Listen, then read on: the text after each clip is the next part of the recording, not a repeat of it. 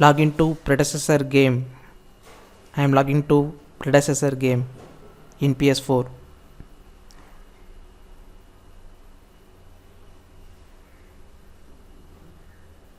Disconnected. Trying to reconnect. P-5002. A network error has occurred. When I click OK,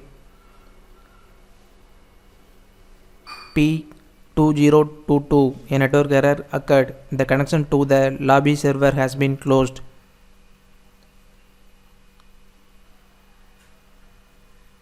Solution: go to Settings,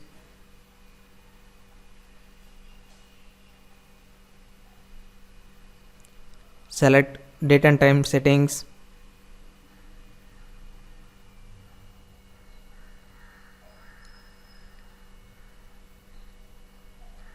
set correct date and time.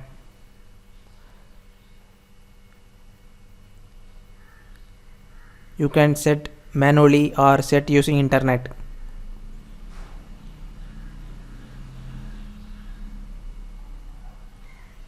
This will fix the error. Subscribe.